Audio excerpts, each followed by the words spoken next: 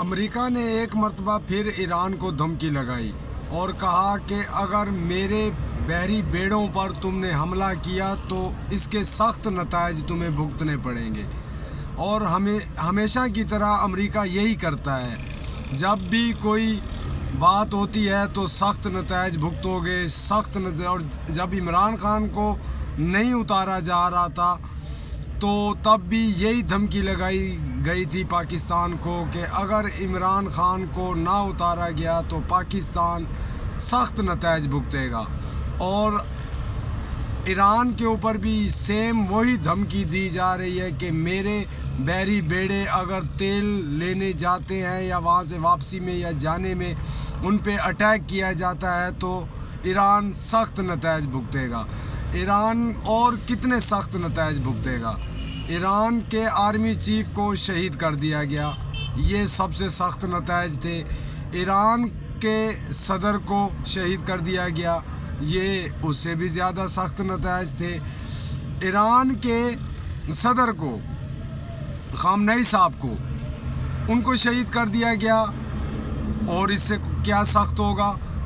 تو سخت کا جواب آگے سے بھی سخت کا ہی آتا ہے۔ آپ یہ مت سمجھیں کہ آپ جس کے اوپر حملہ کرتے ہیں وہ چپ کر کے تماشا دیکھتا ہے اور اگلے حملے کی انتظار کرتا ہے، ایسا ہرگز نہیں ہے۔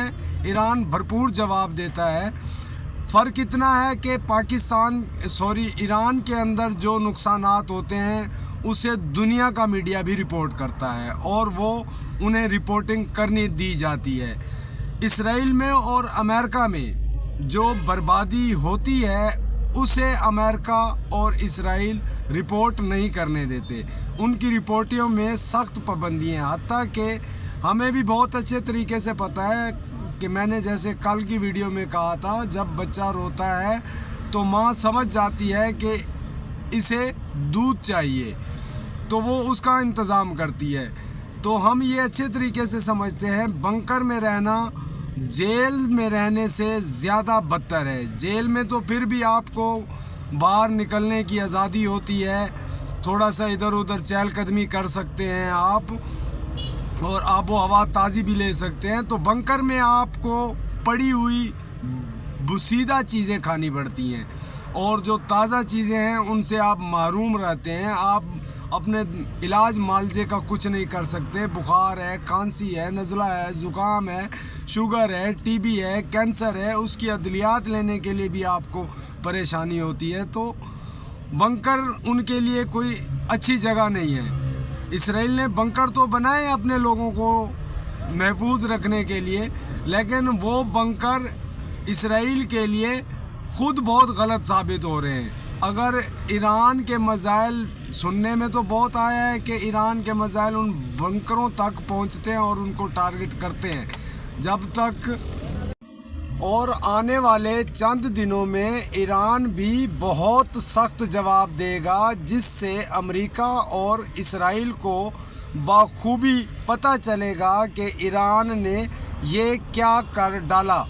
ابھی تک کی رپورٹیں تو بہت ساری ہیں جسے مانا بالکل نہیں جائے گا کہ اسرائیل کے اندر جو حملے ایران کر رہا ہے اس کا تخمینہ جو ہے وہ بہت اچھے طریقے سے لگا تو رہے ہیں، لیکن اسے رپورٹ نہیں ہونے دے رہے۔ تو کوئی بات نہیں ہے، یہ آپس میں ہی اس ٹائم گتھم گتھا ہے۔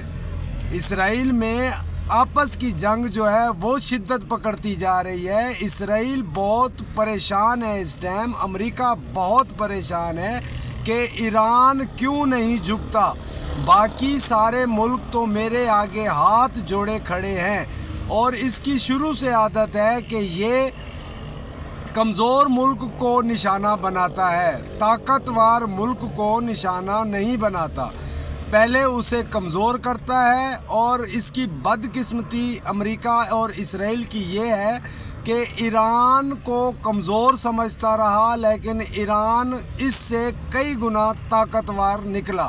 اور اس کا ثبوت اس چیز سے ملتا ہے کہ ایران اس ٹائم اکیلا تنہا 10 ملکوں کے ساتھ لڑ رہا ہے، اور کہتے تو ہیں کہ 14 ملک ہیں یا 15 ملک ہیں، لیکن اگر 10 ملک بھی ہیں बर वक्त उनको जवाब दे रहा है, तो उसकी बहादुरी का अंदाज़ा आप यहाँ से लगा सकते हैं।